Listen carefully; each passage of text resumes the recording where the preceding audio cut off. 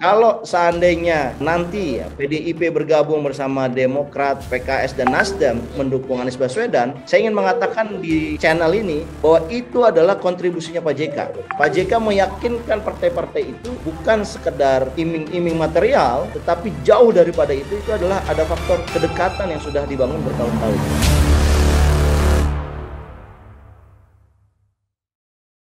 Bismillahirrahmanirrahim. Assalamualaikum warahmatullahi wabarakatuh.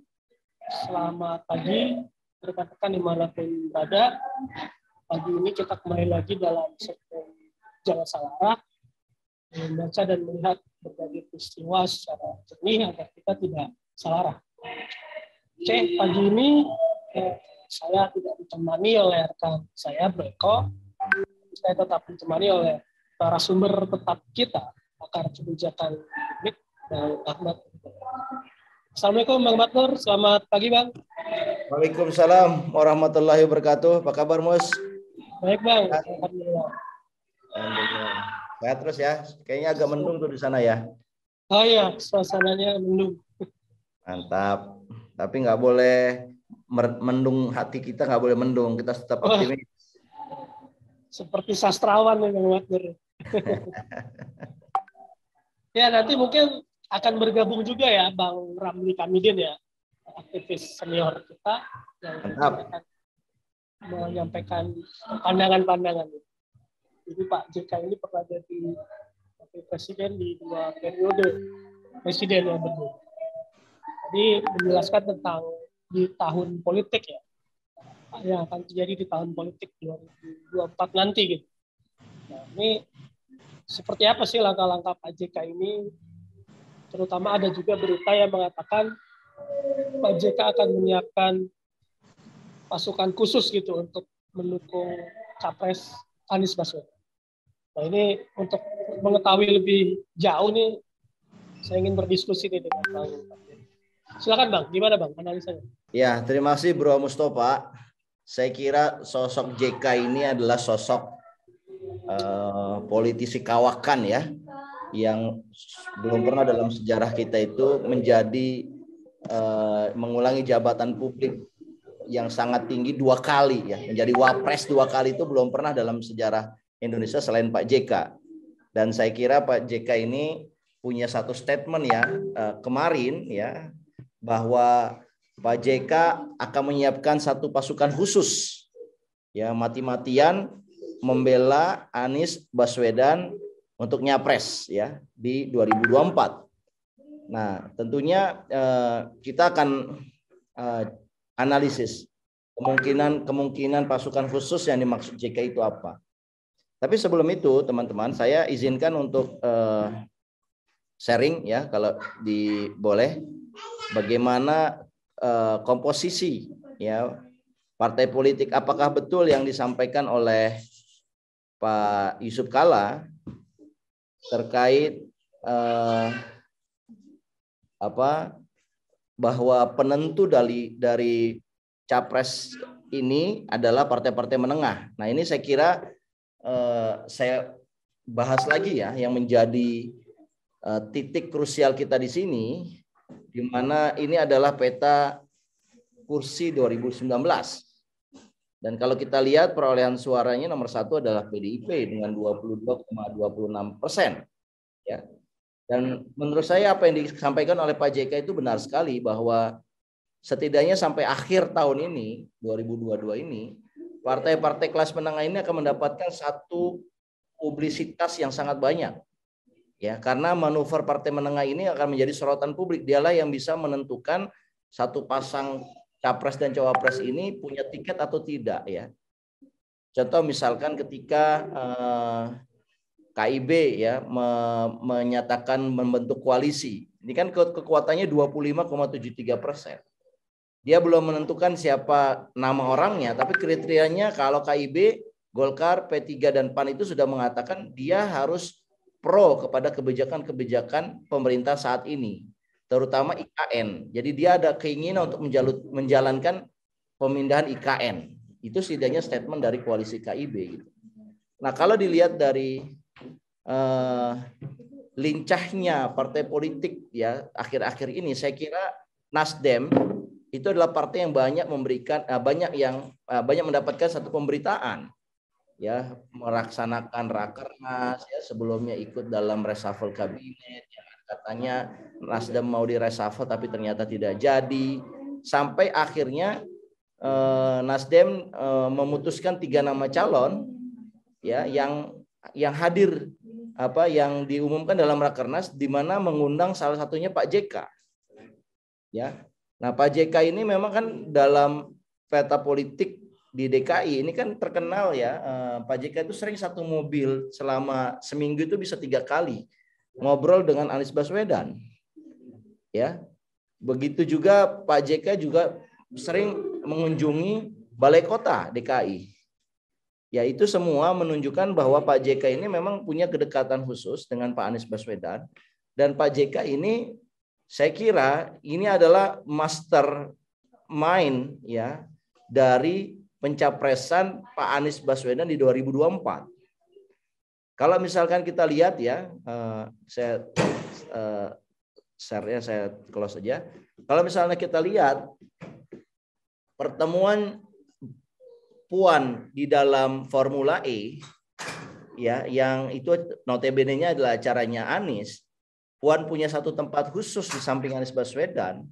Saya kira ini juga tidak lepas dari lobby-lobbynya Pak JK.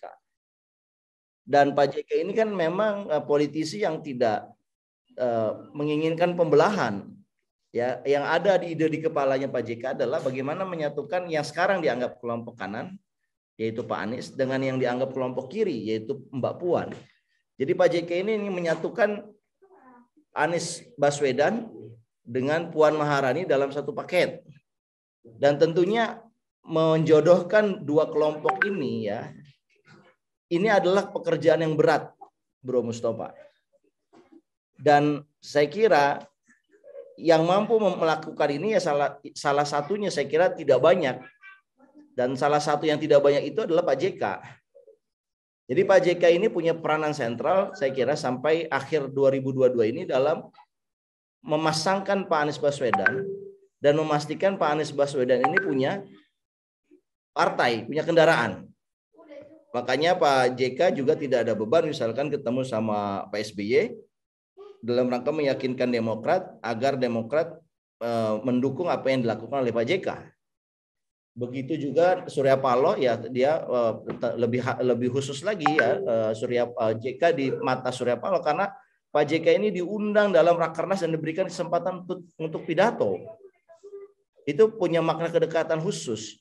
Jadi kalau Nasdem, ya, Demokrat, ya, mungkin PKS digabung, itu menyusun 28%. Saat ini berarti koalisi paling besar.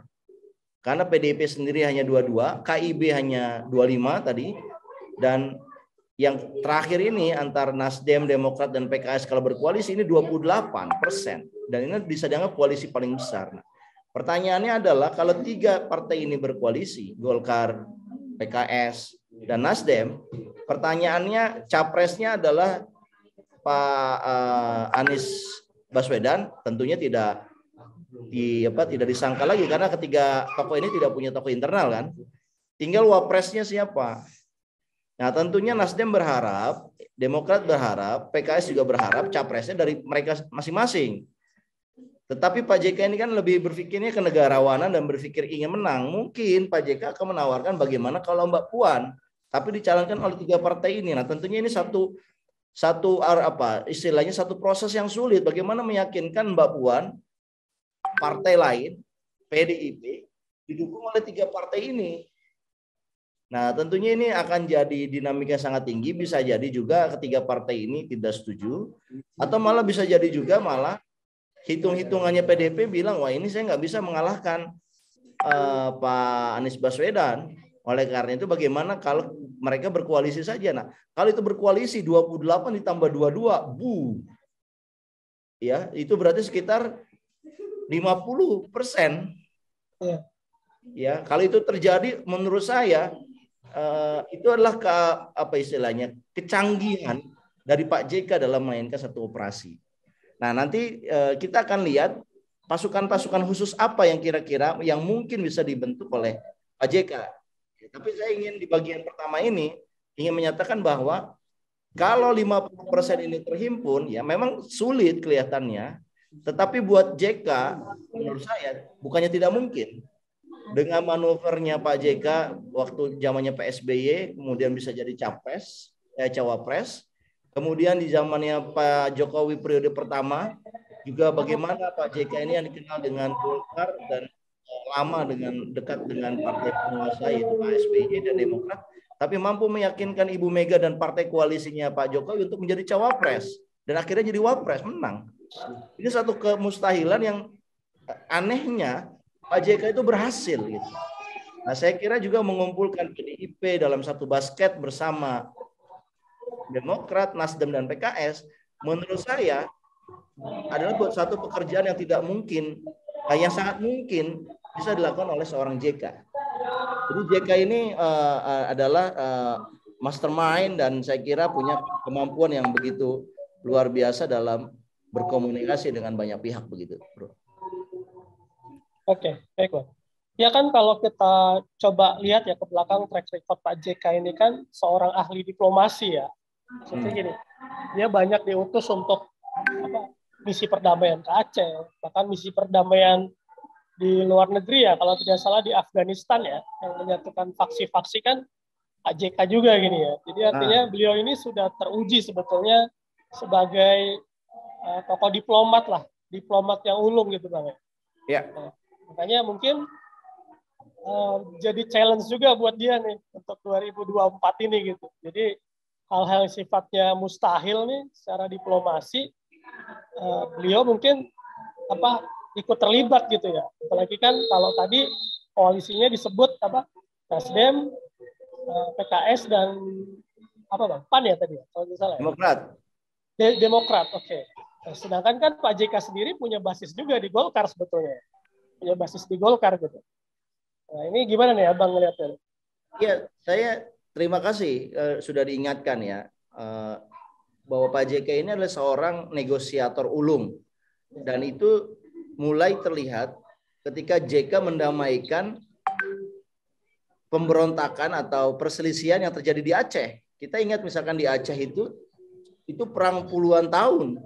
Ya, DOM itu sejak tahun 1980-an ya, kira-kira puluhan tahun lah itu terjadi ketidakstabilan di Aceh. Tapi dengan kelihayan tangan JK terjadilah proses damai gitu. Yang satu hal yang nggak pernah terjadi gitu. JK yang mendamaikan ya apa yang jadi konflik di Aceh. Begitu juga dengan konflik di Afghanistan, misalkan antar faksi-faksi di Afghanistan ya, meskipun magnitude-nya bisa diperdebatkan, tetapi ada sumbangsi Pak JK di situ. Dan saya ingat saat Taliban ingin juga melakukan perdamaian dan saat itu orang masih mengatakan Taliban organisasi teroris, tapi Pak JK menerima delegasi Taliban itu di Istana Wakil Presiden. Buat JK, apa yang orang klaim menjadi teroris itu kan hanya klaim orang, tetapi perdamaian, ruh perdamaian itu jauh lebih penting dibandingkan klaim para pihak gitu. Nah, saya kira bangsa Indonesia itu beruntung ya memiliki sosok Pak JK gitu. Nah, kembali kepada kasus Pak Anies Baswedan, ya saya kira Pak JK ini punya keinginan keinginannya pembelahan ini dihentikan. Jadi kalau seandainya tadi kita boleh menerawang ya, kira-kira pasukan khusus apa yang akan dibentuk oleh JK? Saya kira bukan pasukan buzzer seperti halnya kandidat kemarin ya, kandidat capres cawapres kemarin yang menyiapkan pasukan buzzer. Karena pasukan buzzer ini kan niatnya memecah belah. Tapi saya kira pasukan khusus yang dimaksud oleh JK ini adalah kelompok orang di berbagai partai yang akan dikontak oleh Pak JK, yang akan mendukung pasangan yang didukung oleh Pak JK ini, yaitu Anies Baswedan ini. Ya, dia akan mengkontak teman-temannya di semua partai politik agar tidak punya resistensi terhadap pencalonan Anies Baswedan. Dan saya kira itu lobby yang sangat canggih ya. Di situ kan tidak hanya masalah material yang diperdebatkan, tetapi ini juga masalah kedekatan yang dipertimbangkan gitu. Bagaimana Pak JK membangun pertemanan selama ini itu yang mungkin akan dipertimbangkan oleh banyak tokoh di banyak partai untuk mendukung cita-citanya Pak JK. Nah, yang kedua saya kira pasukan khususnya ini adalah pasukan yang bisa melobi kalangan internasional, setidaknya untuk tidak termakan klaim para buzzer yang mengatakan Anies Baswedan ini adalah tokoh ekstremis kanan atau fundamentalis kanan gitu. Nah, dengan kemampuan Pak JK dan pergaulan luar negeri, saya kira dia akan meyakinkan ke negara-negara tetangga, terutama ASEAN, dan juga negara-negara besar, ya seperti Amerika, ya China, Rusia dan sebagainya yang saat ini berkonflik. Pak JK bisa meyakinkan bahwa Pak Anies Baswedan itu tidak punya masalah, ya dengan toleransi, dengan minoritas. Pak Anies Baswedan ini adalah tokoh yang moderat gitu. Kira-kira pasukan khusus yang akan dibentuk oleh Pak JK seperti itu ya. Tapi dari itu semua yang paling hebat adalah pasukan khusus yang bisa meyakinkan partai-partai politik. Ya, kalau seandainya nanti ya, PDIP bergabung bersama Demokrat, PKS dan Nasdem mendukung Anies Baswedan, saya ingin mengatakan di channel ini bahwa itu adalah kontribusinya Pak JK. 52% kalau itu 50% kalau itu terjadi, 50 lebih sedikit. Kalau itu terjadi itulah kontribusinya Pak JK, dan saya kira Pak JK meyakinkan partai-partai itu bukan sekedar iming-iming material, tetapi jauh daripada itu adalah ada faktor kedekatan yang sudah dibangun bertahun-tahun. Saya kira Pak JK ini akan berhasil. Cuman masalahnya kendalanya Pak JK menurut saya dalam mewujudkan cita-cita ini adalah Pak Jokowi. Ironinya adalah presiden pasangan yang terpilih pada periode pertama kali, ya, yang kelihatan ya, tidak punya masalah. Nanti di 2024 ini pertarungannya menjadi kentara dan terlihat gitu loh, bahwa keinginan Pak JK ini ya akan berhadapan dengan atau bersinggungan atau bertabrakan dengan kepentingannya Pak Jokowi. Ya, tapi nanti kita lihat bagaimana Pak JK memainkan situasi ini. Apakah kemudian Pak JK berhasil merangkul Pak Jokowi juga gitu untuk mengatakan Pak Jokowi tidak usah khawatir. Ini kandidat bisa diajak kompromi. Karena begini, ketakutan presiden incumbent ketika dia ingin digantikan adalah di masa depan dia akan terkena kasus-kasus gugatan hukum terkait dengan bagaimana dia menyelenggarakan pemerintahan dalam 2 periode terakhir, dan tentunya itu satu hal tidak menyenangkan. Ini kita bisa lihat dari bagaimana Pak SBY misalkan ya merapat kepada presiden terpilih untuk membangun hubungan yang baik, karena presiden yang lalu itu juga punya kewajiban untuk menyelesaikan program-program pemerintah yang bagus ya, yang bisa dijalankan oleh pemerintahan yang akan datang.